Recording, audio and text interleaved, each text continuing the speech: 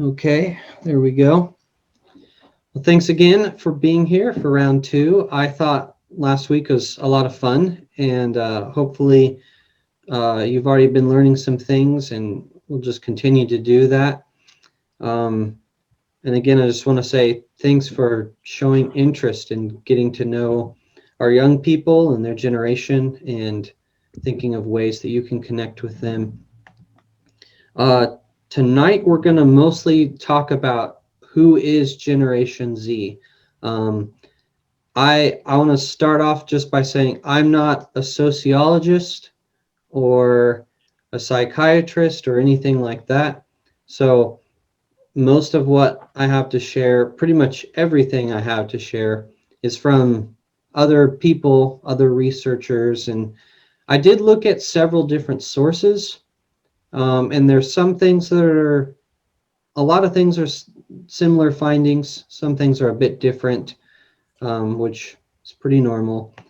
But I think hopefully it'll give us a good grasp of at least a general idea of who young people are right now and how they behave and what's important to them, those kind of things. Before we get in too deep, though, let me pray, and then I want to share just a very brief devotional thought. So let's pray together. God, thank you again for this time that we can be together. I just thank you for everyone who's here tonight or is just watching later, and just for their vested interest in our young people. I pray that you would use us to help the next generation grow and to do even more wonderful things than we ever could. And we just pray that you would use them to help your kingdom expand in beautiful ways. Just be with us tonight. Open our hearts and our minds. We pray this in your name. Amen. Amen. Okay, I want to share a passage that I think is kind of funny and I think will relate to uh, just what we're talking about. This is Luke chapter 2, verse 41 and following. Luke 2:41. And as we read this, I want you to think about what we talked about last week. Looks like there's, yeah. I want you to, oh, hold on. Hello, welcome. Hi, I made it. Yeah. Hey. No worries. We are just starting off with a brief passage. So I'm going to read from Luke chapter 2, verse 41. And yeah, like I said, think about what we talked about last week and how that may be represented here. Okay. Now his parents went to Jerusalem every year at the feast of Passover. That's Jesus's parents, of course. And when he became 12, they went up there according to the custom of the feast. And as they were returning after spending the full number of days, the boy Jesus stayed behind in Jerusalem, but his parents were unaware of it, but supposed him to be in the caravan and went a day's journey, and they began looking for him among their relatives and acquaintances. When they did not find him, they returned to Jerusalem looking for him. Then after 3 days they found him in the temple, sitting in the midst of the teachers, both listening to them and asking them questions. And all who heard him were amazed at his understanding and his answers. When they saw him, they were astonished, and his mother said to him, "Son, why have you treated us this way? Behold, your father and I have been anxiously looking for you." He said to them, "Why is it that you were looking for me? Did you not know that I had to be in my Father's house?" But they did not understand the statement which he made to them. So, what do you hear in that passage that might relate to our conversation about young people? Any thoughts?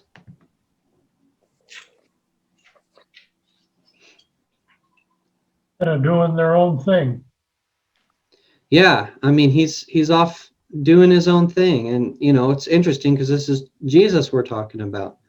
And it seems like our natural tendency is to give Jesus permission to do that. But most 12-year-olds, I don't know about you, but if I had kind of snuck away and my parents were missing me for like 2 days or whatever, I mean, I'd be in big trouble.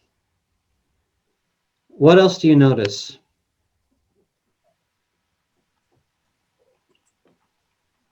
Maybe he's more mature than they expect. Yeah. I don't know if that's because he's Jesus or if that's sometimes kids surprise me with the mature thoughts they have even younger than 12 sometimes. Yeah, for sure. That's a good point. What? Oh, go ahead. He went when he was told he needed to go home. He did that and was subject to them. So I think that, I don't know, I've always thought as a parent, if I needed to, I would pull that card. Yeah. Yeah, for sure. He was obedient still. That's good. What was their reaction? They were surprised. They were surprised. Yeah, surprised to see where he was at, and he was like, wanting to learn. Like that's why he went away, was to be taught and not just to play and get into mischief like most kids do. Yeah. It kind of points to what Nelda was talking about a bit too. There's a specific word that I think is interesting. Mary says, "Behold, your father and I have been anxiously looking for you." And, last week we talked a lot about anxiety and fear that teenagers cause adults and vice versa. And it's interesting to know that even Jesus made his parents anxious. And it also says that they did not understand the statement he made to them. Even Jesus's parents couldn't understand their own son at times. And so it kind of speaks to that disconnect that we were talking about last week, that even Jesus and his parents experienced that. I don't know. I just think that's kind of interesting. So kind of to recap from last week, we talked most of the time just about how teens and adults make each other anxious. And this anxiety leads to the inability to understand and empathize. And that creates this disconnect between generations. We talked also just about different ways that the church sometimes can contribute to that disconnect, or just like operates out of that disconnect. We talked about the idea of all the teens sitting on the front pew so that we can all see them. And, wouldn't that be wonderful? And while that's a great idea and sentiment, sometimes we inadvertently kind of treat our teens like they're trophies to display, or we need to keep them in line. So if they can all sit here, we can watch them, those kind of things. We also talked about the difference between acting out of our anxiousness and how we need to learn to connect with young people and work towards our deepest desires for them, which some of those things we expressed were for them to know that they're loved, for them to know and love Jesus, and for them to find community and purpose in the church. So those were some of the things we talked about last week. And we did have some homework, so I do want to get to that. There were 2 questions I wanted us to ponder. So if any of you have anything to share, the first one was just talking again about those deepest desires and truths that we have for teens, what we want them to know more than anything. And I read off some of our answers. I wanted to know if you guys, after a week of thinking about it, had anything to add. If you were to instill 1 or 2 deepest truths in our teens, what do you really want them to know and to believe? Any new thoughts or answers about that?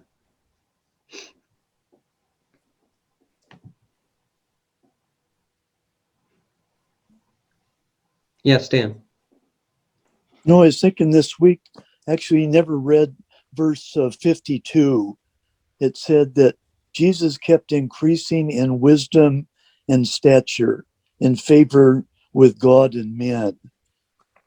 So I believe that's kind of showing that he is the Son of Man, that even as a 12-year-old, he gave up his divinity. So he must have learned to increase in wisdom.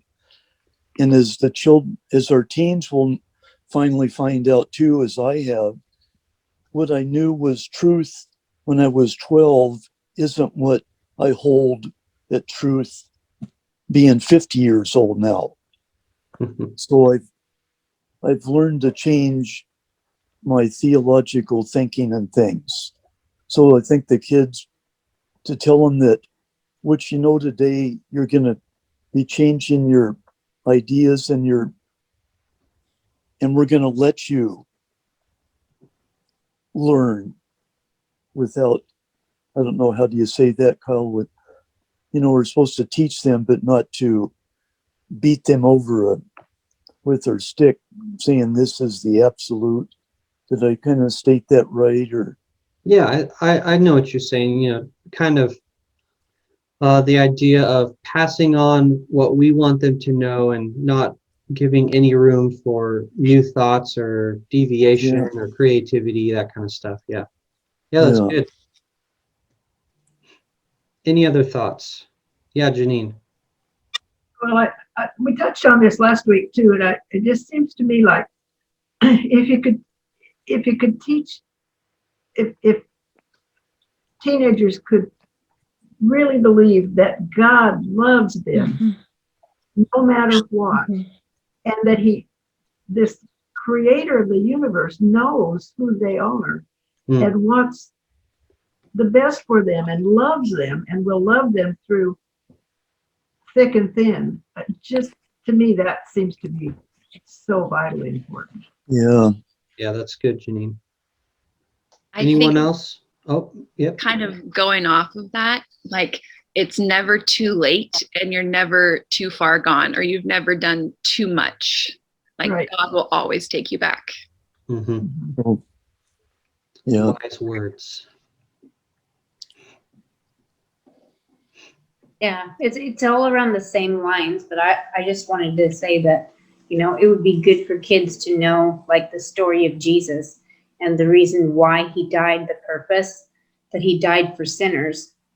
And I also think it's important for them to know that we as adults and parents and, elders to them, we are sinners too, and that Christ forgave us. And I think it's important for them to know that they're not alone in that.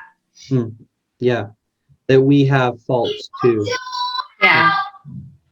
That's good. Yeah. So remember, the reason we're talking about this is because a lot of times, because of our anxiety, because of our fears that we have for the future of our teens, sometimes we operate from that anxiety. And so we seek to protect them, keep them safe, make sure that they learn the right things. All those things are good, but what we sometimes end up doing is showing kind of the darker side of ourselves. We become very like circle the wagons, like, oh, this new thing that just came out. I don't know if any of you saw this on the news or anything, but there was this rapper who came out with this shoe design and a music video that was like just basically like satanic. Like he said that there was a drop of human blood in like the bubble thing, and just making this really gaudy show of it. And it's interesting to watch the Christian community respond to that,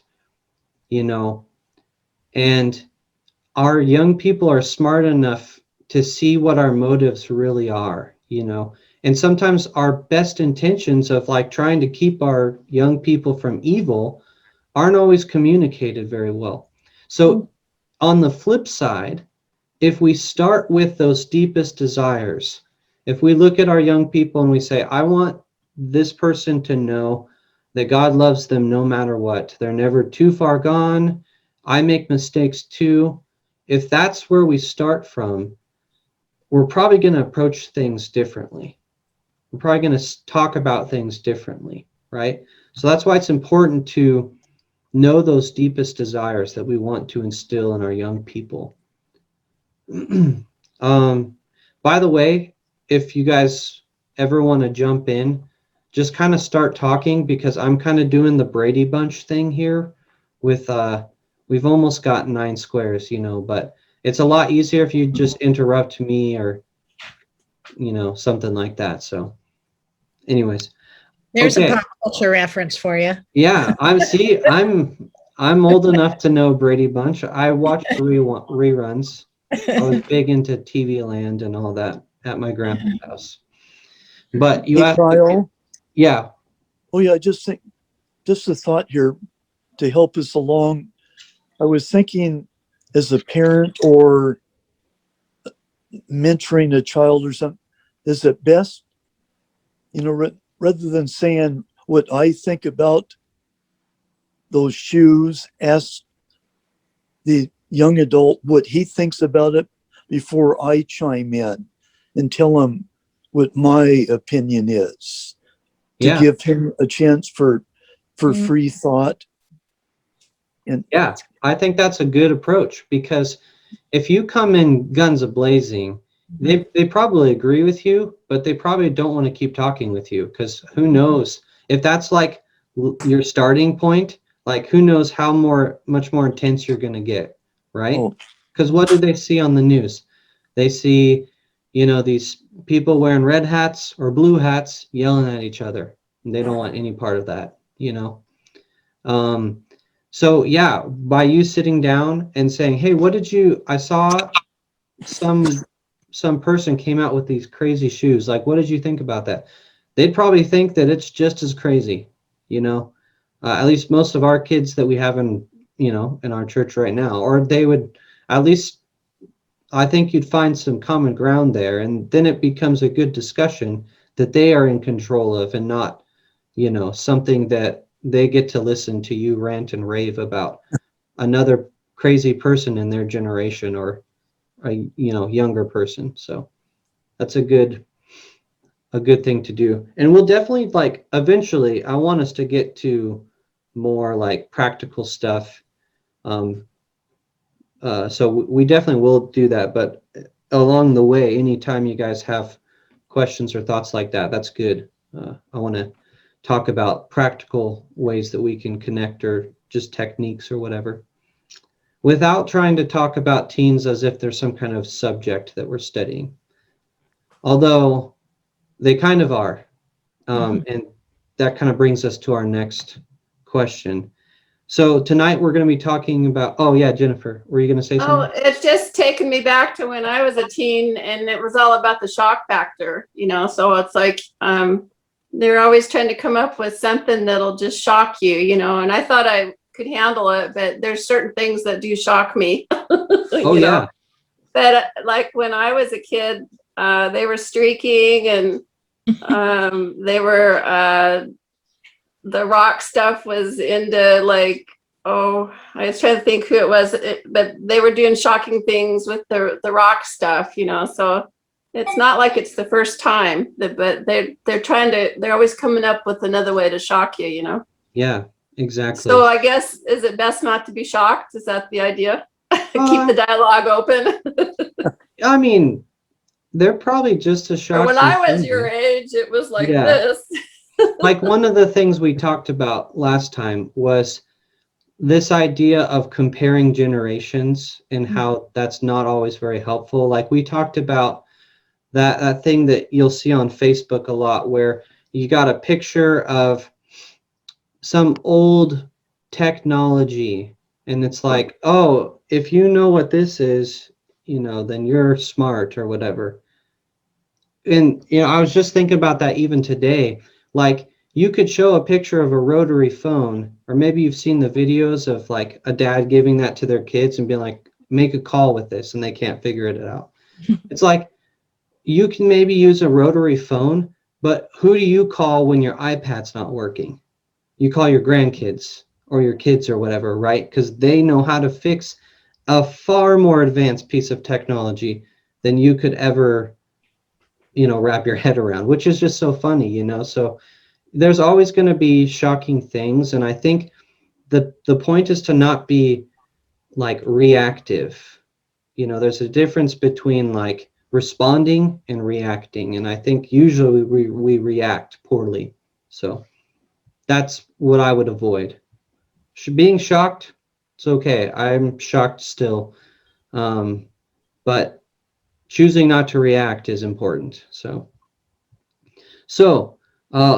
let's get into the second question. This, I want to have a little bit of fun. Like I said, I told you to think of differences between your generation and Generation Z. So if you want to share any of those things, and of course, we're all understanding that we're speaking in generalities. None of these things perfectly fit anyone. It's just sociologists trying to capture an entire generation and some characteristics that are unique. So Do you mind defining Generation Z? I know I missed last week's, but yeah, no problem. So I don't really know what the difference is. Yeah, so Generation Z would be like current teenagers or young adults. So anyone, the rough lines are 1996 to 2010, being born in those years. So if you think about it, someone born in 96, they're coming up on, what is that, 25, right? Yeah. Which most people, like the way I see it, and we can get into this a little later when we actually talk about Gen Z. True Gen Z doesn't really start until like 2001. And I'll explain why later, but there's always a little bit of gap, where if like my brother was born in 96, but my brother's not Gen Z. I mean, he's kind of a millennial, but he's also more of a boomer. He's an old soul at heart, I think.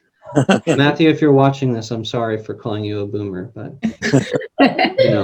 So Gen Z is 96 to 2010, born in those years. And then current young kids are what they're calling right now Generation Alpha. But even Gen Z has a different name too. So what are some differences? And if you wouldn't mind, you could also say what generation you're from, or not if you don't want to. So let them have it. What are some differences? Well, I'm a boomer, and I work with Gen Zs a little bit because some of the girls that start working are just went on to college after high school, and then they're graduating. I also have a couple 16-year-olds on either side of me that I associate with, and the little bit that I know about them is just from the comments that we've made observations at work and stuff, is that they expect to be praised for everything. So it's like if you don't have continual affirmation and praise, then they feel insecure. Yeah, that's a good observation. I would say that's a true characteristic, and we'll talk about why. So you have to be careful not to discourage them because you want to build them up. Yeah, that's good. Isla and I are millennials. Yes. And I mean, we, still had technology, but I remember a childhood without technology. Like I remember when we got our first computer. Mm-hmm. So at least for our generation, we've like straddled the line between no technology and technology. And Gen Z has grown up with technology their whole lives, basically. Yeah, the internet is huge, a huge one. And that would be weird to not, I mean, for me to relate to that is weird. You really have to think about that because it's like, it's just take it for granted that all this stuff just works, Yeah. sometimes I'll tell my teens that I used to have to pay 50 cents per text message and I only had 50 a month. And they don't believe me sometimes. They don't have brand loyalty. In other words, like we ran into this a lot. They don't really care about the name on the church building, for instance, but other things too, like whatever bank is got the best deal, they'll jump around, whatever. And that's not a bad thing. It's just maybe different than boomers like me. And I don't know. It goes with Sometimes I work don't know. too. It What's goes- that? It applies to work too. Like Right. it's not like they move sideways, like they're opportunities, and it's not a negative thing, but it's like they're not afraid to make changes. Yeah, I think I heard something like they generally stay at a job like 2 or 3 years tops. And like I worked at 20 years at one job and 20 years at another. That's just really different. Yeah, that's what it's, at least I've discovered, that in our generation was loyalty was very important to, whether it's work or where you bank or whatever it might be. A loyalty is involved, and it doesn't seem to. I could be wrong, but it doesn't seem like that generation Y and Z even. That doesn't make any difference. It doesn't matter to them about loyalty. They just whatever is the best deal and go for it. Yeah, one thing we'll look at is, and I would say this is true, partially true for millennials too.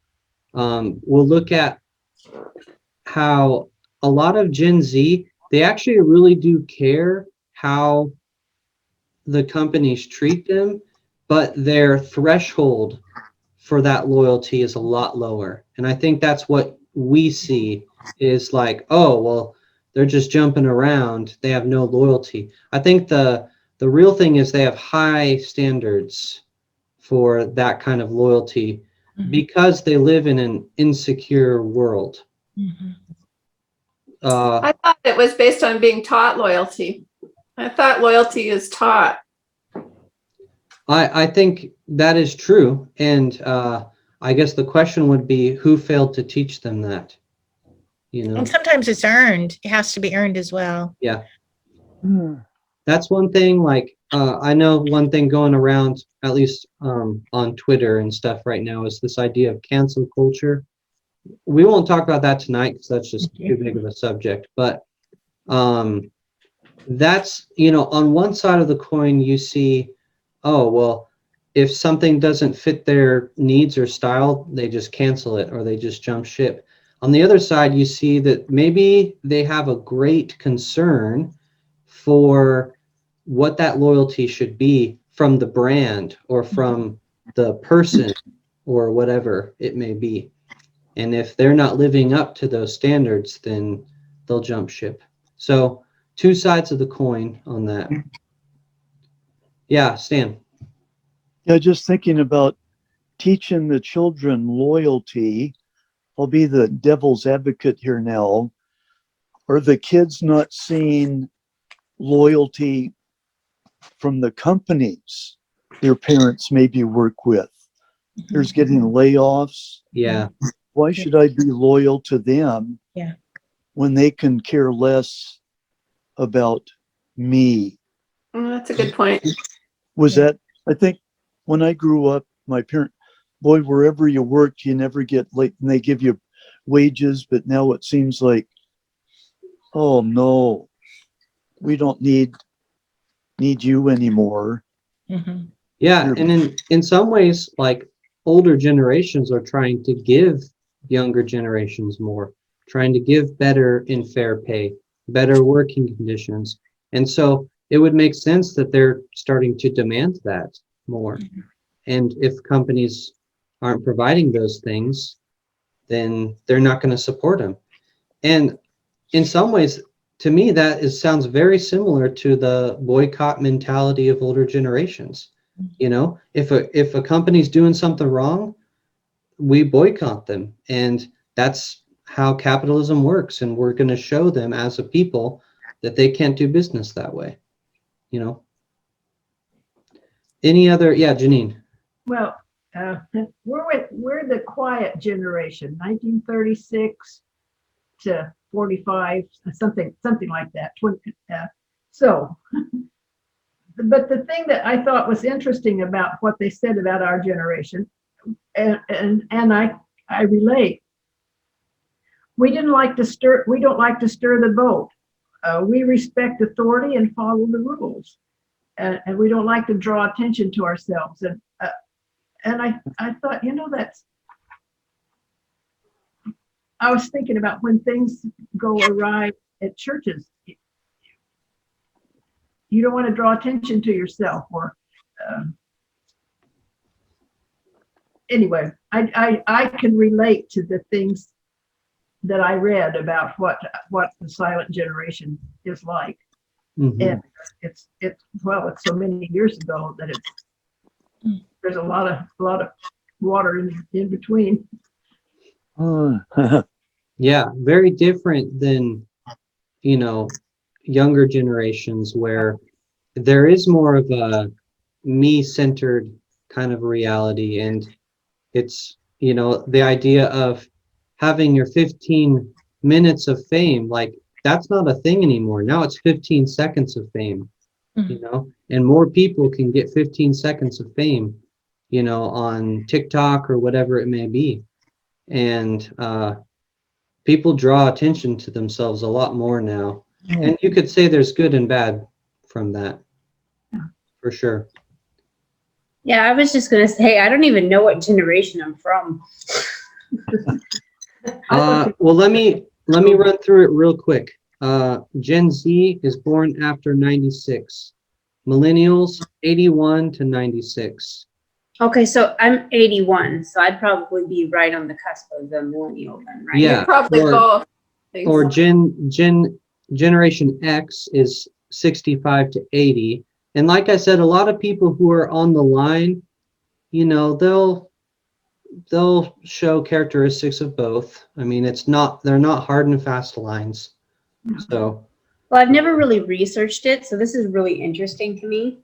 And I recognize some similarities. It's so funny because I think I'm a little different than like my typical generation, because I wasn't raised, my parents didn't really raise me. They didn't instill anything in me. They basically ignored me. And my grandma, which was, well, she was from the same generation as Jim and Janine. And so a lot of those like values were instilled into me too. So I don't even really understand my own generation, to be honest. yeah. So it's hard to answer that question. Yeah, that's fine. That's fine. Some people fit. There's really like for us millennials, me and Rebecca, they really talk about like a great divide. There's like the millennials that we like to make fun of and blame for like the death of the napkin industry and all of this. And then there's the millennials who like actually are like, they moved out of their parents' house, they went to college and they're paying off their debt. And so, every generation's going to have different things like that. But well, I'm going to keep us going just because there's a lot of info I'd like to share, and I don't want us to go too far past an hour, just to honor everyone's time and all that. I want to share 2 quotes really fast, and then we're going to look at just markers and characteristics of Gen Z. The first, they're both quotes about young people and how adults relate to them. All right, here we go. The first one is, the children now love luxury. They show disrespect for elders and love chatter in place of exercise. Children are tyrants, not servants of the household. They no longer rise when their elders enter the room. They contradict their parents, chatter before company, gobble up desserts at the table, cross their legs, and tyrannize over their teachers. Now, can anyone say that that quote sounds relevant to whatever generation is 1 or 2 below you? Yeah, maybe. Maybe we've felt that way at times. Anyone want to take a guess as to who this is from or when it's from? It's some old Greek philosopher from, I can't remember think of his name. It's, My dad's generation. it's Socrates. Socrates. That's what I was The thinking. 5th I couldn't get century to- before Oh. Christ. So if you felt like those kids were young whippersnappers, they've been feeling that way for a long time. I just think that's funny, not only because that's how older people often feel about younger generations, but that this isn't talking about Gen Z or millennials. This is talking about people 7,000 years ago. Wow, that's So- amazing. Or 6,000 years ago. It's Yeah. like almost 4th century. Wow. The next quote is from a guy that we're going to hear a lot from tonight. His name is oh, where did it go? It was just here. Tim Elmore. I'll share his book later, but he writes this: those who blame the kids must remind themselves that these kids are growing up in the world that we adults created. They've been under our watch and our leadership. They are products of our making by default or design. So a reminder that what we see in our young people is a product of either what we have instilled in them or created by default or by design. So they are learning from us. So if we see problems, it's probably because there's something we need to do a little different. So again, I just want to remind you, I'm not a sociologist, so I'm sharing information I've collected, but I want to shoot the fire hose at you a little bit of some information. So I want to share just a few things. These are markers or statistics of Gen Z and adulthood, kind of their approach towards adulthood and adult things. And I think this will probably surprise you. The first one probably won't. Gen Z, one thing that's clear from statistics is that they're avoiding adult responsibilities. The age at which they have been getting their driver's license is not 15 or 16. I would imagine, especially for older generations, that was like a rite of passage. You know, as soon as you could, as soon as I could, I got my driver's license. But they're waiting till 17, 18, 19, older. It's just not something they care about for a lot of them.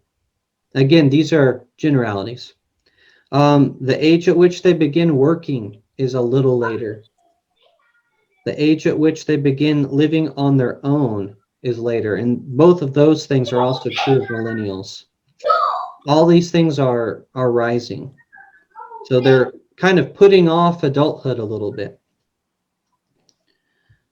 Here's some that I think will be interesting. They are actually avoiding adult temptations, as the book puts it.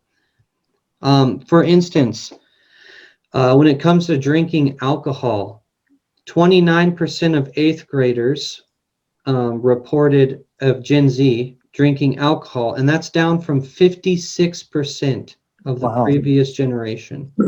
That's 8th grade. In 12th graders, 76% of 12th graders, that seems pretty high, but that probably doesn't surprise you. That's down from 93% of the previous generation. When it comes to sex, premarital sex, 62% of high schoolers report having sex, and that's down from 68% from the previous generation. And by the way, it's actually even higher in other older generations. So you could probably blame the 70s and 80s for that. Smoking cigarettes, 8%, only 8% in high school in 2018.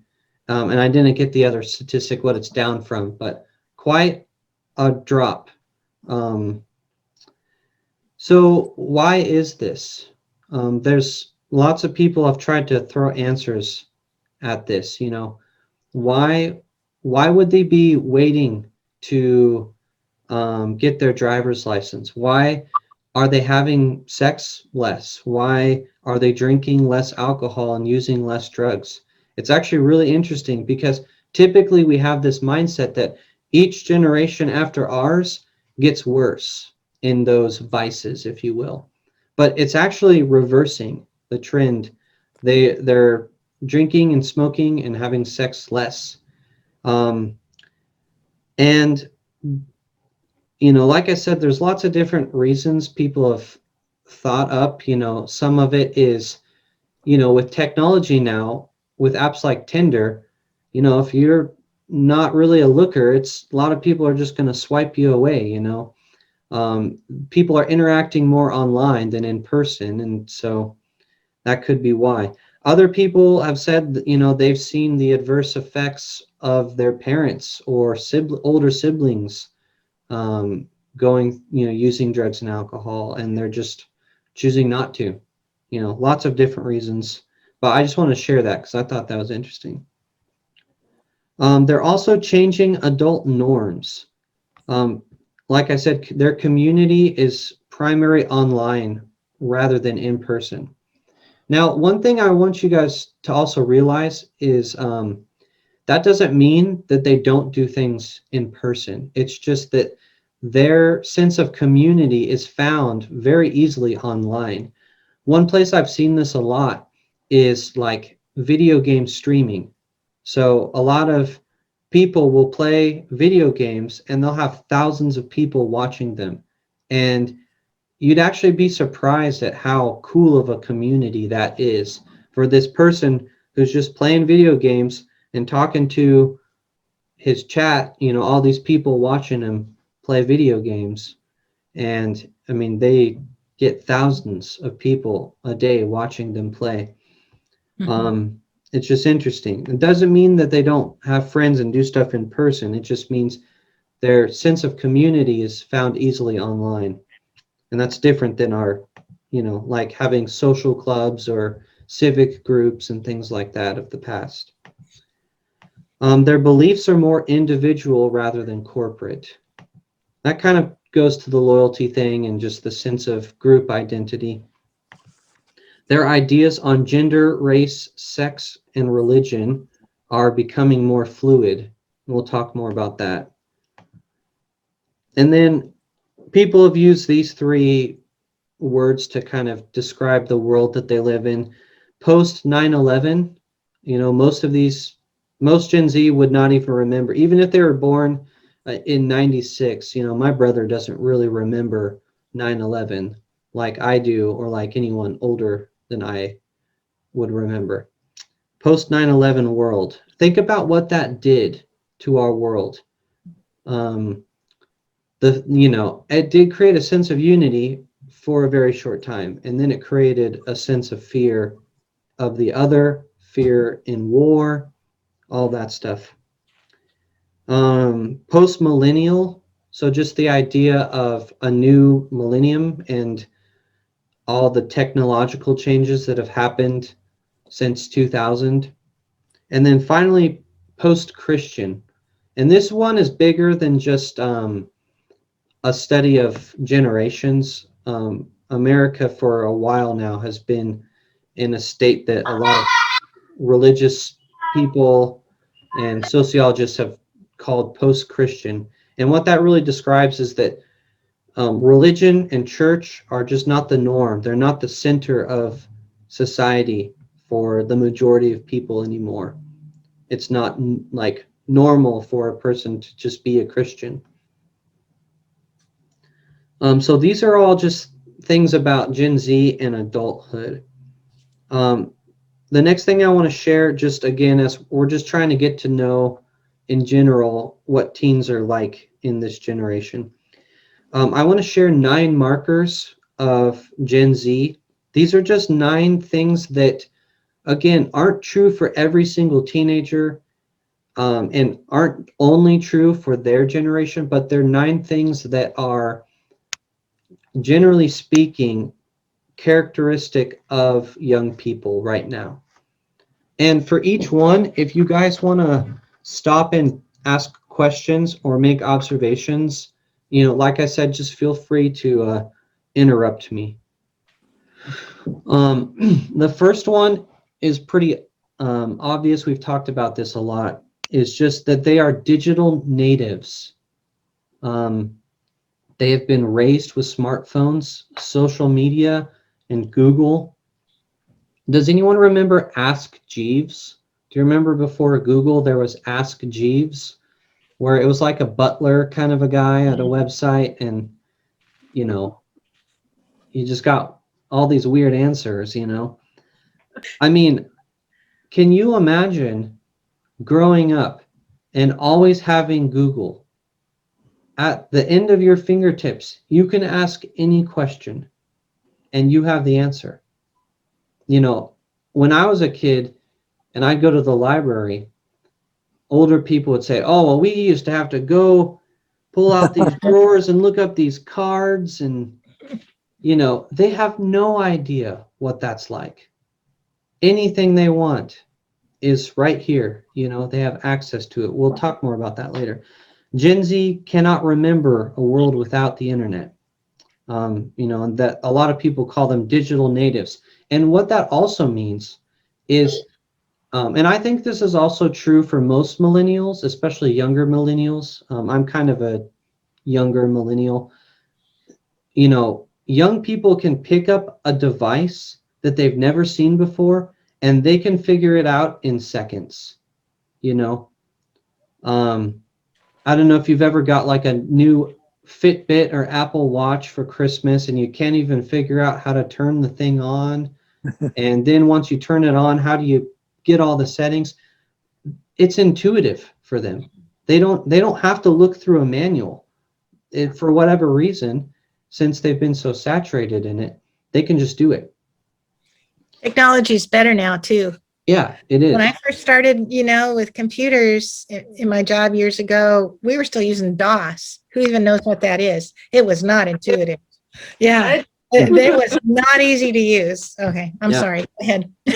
No, it's exactly right. And, it's a benefit, but it's also a curse, What this has led to is that 57% or say that they spend 4 hours or more on a screen. And that number's old. 57% spend 4 or more hours on a screen every day. They multitask. I just want to throw this out there because, when the technology isn't working, like in the grocery store or just whatever, it paralyzes everybody. Yeah. Yeah. Yeah. Like what do you do without it? It's like, what's the alternative? Yeah. And we got to remember, they did not create that world. Yeah. We did. They multitask on average 5 screens, whereas us millennials, we would multitask on 2 screens. So digital natives, that's the first one. The second one, and this surprised me actually, is that they've been characterized as being entrepreneurial. That's a hard word to say.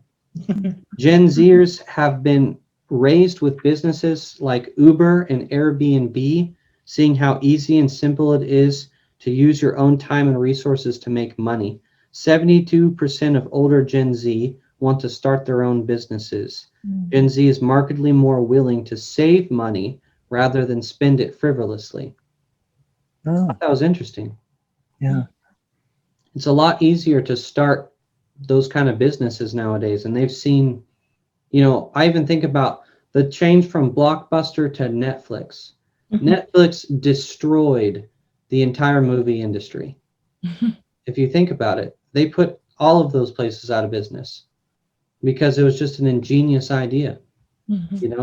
Send it to them, let them subscribe, and now look what it's become. Now you have to have 8 different ones to watch all your different shows. Cable's making a comeback. The third one is that they are diverse and inclusive. This was interesting to me. This is the last generation in America, I want to say, that will be a majority white.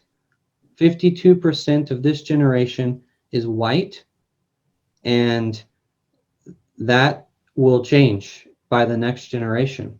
That's a much more diverse, culturally, ethnically, generation. They're eager and willing to embrace social justice causes. They're also more inclusive to those who are different than them and have been shown to be more characteristically compassionate. And we could say that that's a really good thing. You know, they're more diverse, they're more open and accepting of others, and they are more compassionate. Now, of course, we could argue about morals and stuff like that, and we'll talk about that next. But it's interesting to know that they're not putting up walls around other people. Boy. I think that's a cool thing. Mm-hmm. The next one, number 4, they are less religious identification. Spiritual, not religious, is what I put in quotes. And that's actually true for millennials too, but more so for Gen Z. In 1966, 6% of incoming freshmen reported being unaffiliated with any religion. In 2015, nearly 1/3 of all incoming college students reported not identifying with any particular religion. Wow. Another way to look at it is that 13% of Gen Z reported being atheist or like no religion, and that's up from 6% of the previous generation. Wow. And what people are finding out is that doesn't mean that they're not interested in spirituality or religion. It just means that they're less willing to adopt a label, kind of like you guys were talking about, brand loyalty. You know, they don't care as much about the name on the church. They care more about how the church treats people. You know, what does that brand actually do? You know, that's what they're interested in. Yeah.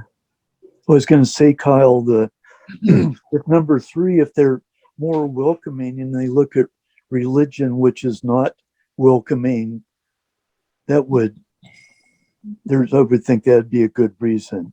Oh yeah, I've heard that from many specific teens. So one thing that's a big turnoff for them with churches is that they sometimes see that churches aren't very welcoming. You know, and again, you know, we could think about different topics like how does the church handle, you know, racial issues? How does the church handle LGBT issues? And it's not always true that they want the church to just change their viewpoints and arrive at a certain answer. They're mostly looking at how does the church just treat those people.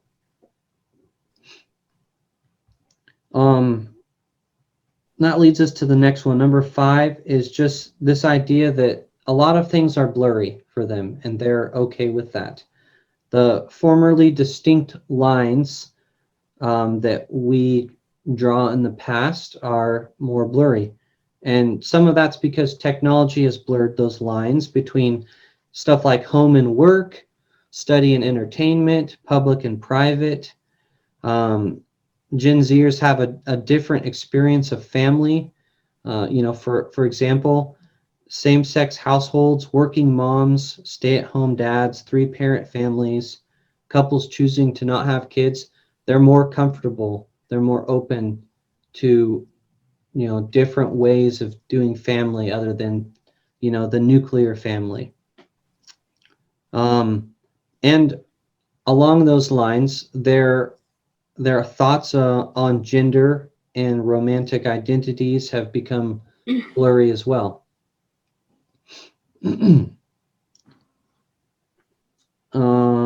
Next one. Number 6 is they're characterized as being overwhelmed. A majority of them suffer more mental health problems than previous generations. And I would honestly say the only reason that statistic is there is that they're probably just more comfortable admitting that than any other generation. I do think that this generation is statistically shown to be under more stress, or at least just different stress than some other generations. Now, they haven't had to go to war, and that's pretty stressful. They haven't, lived through other certain events in history. But remember something we talked about last week. There's a difference between, oh yeah, sorry, Jennifer, just 1 second. There's a difference between hearing about things on the radio or the newspaper or even on TV every now and then, and seeing it happen every day, every hour on social media, online, and seeing everyone talking about it. Our awareness of the events of the world has increased so much that how could we not be anxious? Every day something bad happens, and now we know about it. There's a shooting at this church. There was a flood over here. There was an earthquake here. Scientists just said this about climate change. A black person just got shot by a white cop. All of these things, every day, they get to see it. So of course they would be overwhelmed. Jennifer, go ahead. Sorry. No, you covered what I was thinking, so I don't need to add to it, except that there's too much information and it's too fast. Mm-hmm. And it's Yeah. hard to know what's reliable anymore, even. Talk Exactly. about blurry lines. You don't really know what you can believe a lot of the time. I mean, people don't even send letters anymore. It's just Yeah. instant. Yeah. And there's, and then there's very little filtering too. Like if you could slow it down a little bit, maybe people wouldn't say half the stuff they say. Yeah. That's an interesting observation, because there are some things that are just completely unfiltered. You can get on Twitter, you can just completely destroy someone, and then you have to delete your account later. I mean, that happens almost every week, But at the same time, there are other things that are so filtered, you don't even know if you can trust it anymore. We think about all the different news stations that we listen to. All of those things are so filtered, and they know it. They know that it is. So where do they rely on their information to come from? Also with this overwhelmed stuff, 70% say that their peers struggle with depression, anxiety, or suicide. And that's more than any other generation. Only 45% say that they have good to excellent mental health, but 37% are likely to get help from a mental health professional, and that is more than any other generation. So they have a greater awareness of their mental health needs, and they are more likely to get help. So it's kind of a double-edged sword, because in the one place they're kind of almost taught that, hey, you probably have mental health problems, and so their senses are more heightened to that. But at the same time, they're also more willing to get help if they need it. Okay, let me keep going. Number 7 is that they are shielded. They're growing up with more protective parents. Awareness of the dangers of the world have preoccupied parents and professionals with safety to the point that teens are struggling to cope. Helicopter parents, if you've heard that phrase before, are now taken over by what they're calling snowplow parents. I love that. At the same time, many are showing a stronger sense of family than millennials. So it's kind of like all that awareness of all this terrible stuff going on has caused us to try to protect our kids, and that's had some drawbacks. Rebecca, did you? Yeah, I raised my hand. Oh, thank you. Yeah, go ahead. I was just going to add, I work at a university, and one of the things we've heard at meetings about Gen Z is that, like, in the past, students would make college decisions on their own. And nowadays, it's like a family decision where students are going to go to school. The parents have just as much say, if not more, than the students do. So that sense of family is huge. Like, it's a group decision where they're going and what they're going to spend their time on and their money on. Yeah, what's interesting is that their idea of family is broadening, but something that's different than at least millennials is that their sense of family as like a good positive place is growing from at least the last generation. All right, I'm gonna keep going because we're almost through here. Progressive is number 8, another marker. Most Gen Zers plan to get married, have children, buy a home, although probably later than previous generations. And they are less likely to drink, smoke, and take drugs, yet they hold more progressive views on issues like the legality of marijuana and the morality of same-sex marriage. One interesting study I saw from the Pew Research Center is that young Republicans, so Gen Zers that identify as Republicans, one break that they're kind of making from their party is that they're more willing to vote a more progressive line on stuff like legalization of marijuana, same-sex marriage even, and also just like even taxing the wealthy is another one that's more characteristic to like a left agenda than a right agenda. Just interesting that's taking place. The last one, number 9, is that they're more individualistic and private. Joel, what are you doing? Gen Z is used to having everything personalized just for them, from playlists to news feeds to products features of all kinds. They've grown up expecting that, but they are more private with adults and corporations, but not as much with their online communities. So they're more private when it comes to adults. They're more private when it comes to corporations, but they're more inclusive with their online communities and their friends, which to me kind of sounds like typical teenager behavior. Mm-hmm. And they probably know more than you do about their online privacy being invaded. They just don't care as much. Mm-hmm. Privacy is important to them, but not in the same way as it was in older generations. So, quick discussion. Any of these markers, what's most surprising to you, perhaps? Which of these stand out, or anything that was surprising to you? Kyle, I wondered about this overwhelmed, and you said earlier that the average they spend on their phones or social media, whatever, is 4 hours a day. Or more, yeah.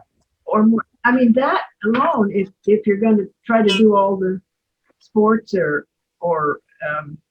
schoolwork and all those kind of things, if you add that to it, that seems like that would really greatly contribute to the problem. Oh yeah, I mean, there's been research that shows that this is detrimental. The problem is parents are allowing their kids to have this time, or just not regulating it well enough. Okay. Yeah, in fact, this doesn't specifically relate to Gen Z, but if you do have Netflix, I would encourage you to go watch the documentary called The Social Dilemma. If you haven't watched that yet, it's worth your time. Anything? See, oh, Kyle, I was Go going to ahead. say, in these 1 through 9 things is actually before the pandemic kind of started, which I see the numbers would even increase more. Would that be true? Yeah, I mean, a lot of these numbers are like 2 years old now. Yeah, And so they'll change a little bit, and especially with, the pandemic has affected everyone in different ways. But if you think about how much of it revolves around stuff like school and sports, like those things don't affect me, but they affect young people. And that's just added on to travel, job, going out and doing things, so they've been affected greater than most people have, even though they're not as high of a risk of, getting the virus or dying from it. They have been impacted socially and culturally more than most.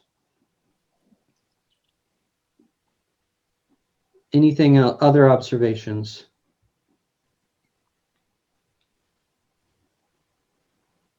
Yeah, now that you're talking about all these 9 markers of Gen Z, it makes me realize that I notice these things in younger, like, 20-something teens. And also I found it interesting, and I just wanted to quickly share because I know we're running out of time. But from last week, like what we were talking about why adults want teens to be involved in church and things like that. I found it kind of interesting that in my adolescent psychology class that I'm taking right now, this week's discussion was on adults. How can adults like involve children in more moral activities? Yeah. I just thought that was interesting. Yeah. It's good to know that lots of people are, thinking about that. I think it would be very confusing to be growing up right now. There's so many messages that, things aren't clear anymore. Hey, Joel. I agree, Jennifer. And my hope is that as we I understand raise awareness to that, it builds empathy in us for young people, and that we can maybe cut them some slack, because 1, they did not create this world they're living in, and 2, they need help. They need our help. Nelda, you were going to say something. Yeah, I just wanted to comment on when we were recruiting at colleges, students to go to the mission field when they graduated. We started in about the year 2000. We finished in about the year 2016, so about 16 years. We saw a real change, because at first when we started, we had plenty of people who wanted to go. They were excited. They, really wanted to do this and share their faith. By the end, it was getting very difficult. It was like almost like missionary was a bad word. They wanted to go do things like dig wells and help people, but not necessarily talk about their faith. They almost saw it as oppressive. And so it was much harder to find anybody. And so for whatever that's worth, that's an impact that these changes, generational changes, we saw firsthand. Yeah, and some of that would be, I would assume, because the idea of converting someone is almost offensive. Mm-hmm. Yeah, exactly. Because it's not respecting the person. It's basically saying, hey, you're wrong, I'm right, let me tell you. Like, that's the mentality they have. Yeah. Instead of like, as an older generation person would probably be thinking like, this person is in need, they are lost, and I have the ability to show them the way. And so it's just a much different mentality, you know. But the idea of converting someone is difficult today, so we need to rethink that. Cool. Well, these again are generalities, and you could probably drive yourself crazy looking at statistics and all that. I want to share just a couple of resources if you want to do more looking at it yourself. And then next week, what I want to look at, well, we didn't get to it today, so we'll probably do this next week. I want to look at 9 challenges that we face with this generation, and what we can do about it, and then start to talk about the faith of young people today. We'll do that next week, and then we'll start working our way towards more practical stuff. So here's some resources that I drew from, and there are others, but these are some of the better ones, I think. A book called Gen Z by Barna Group. Barna is a Christian group that they're basically Christian sociologists. They've done a lot of good work studying Christianity in the past couple of decades. I got a lot of this information from Generation Z Unfiltered by Tim Elmore. Another good book is called iGen. That's little I, kind of like iPhone, which iGen is another name for Gen Z. Some people don't like Gen Z because it doesn't capture them as well, but that's from Jean Twenge, Twenge,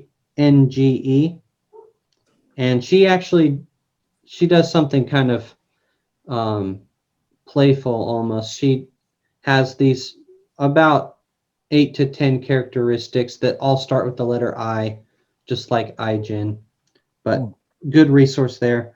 And then another one is just Pew Research Center, PEW.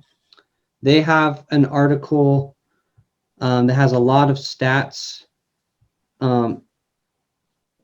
It's easy to find if you just type in Pew Research Gen Z on Google. And if you don't know how to do that, just ask your grandkids. They'll figure it out for you. It's called On the Cusp of Adulthood and Facing an Uncertain Future, What We Know About Gen Z So Far. So if you typed in what we know about Gen Z so far, you'd probably find this article. It's got a lot of good stats. So those are some good resources. What I want you just to kind of think about, your homework for next week is knowing these characteristics, knowing the world that we live in today. What do you think are some of the challenges that our young people are facing? And then let's start to think about, like, what could we do just as an individual to make a difference and to, meet some of those challenges. So I'll share some that, some people way smarter than I am have shared, but maybe we can start thinking about knowing Gen Z better and the world they live in. What are some of the challenges that we see in their life? Jennifer, yeah. Just a quick question. We're talking about the United States culture, right? Yeah, primarily. Because if you branch out into the rest of the world, then we get a different perspective. But the Gen Z that we're talking about is our United States culture. Yeah, and mostly that's because it would be way too hard to try to talk about Gen Z on a global scale. Now, some of these things I think you'll find, mostly just because the rest of the world has experienced technological advances, for the most part, and big cultural events affect the rest of the world too. But some things are just like cultures are different. I would imagine like culture in China and teenagers in China are going to be in some ways very different than teenagers in America, in some ways very similar, And so, yeah, we're mostly talking about Americans.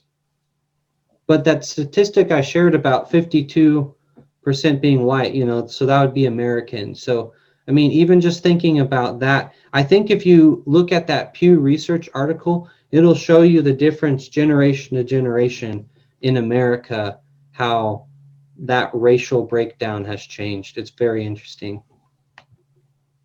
So next week, we'll talk about challenges, and we'll start talking a little about the faith of young people today, because that's what we're interested in. Cool.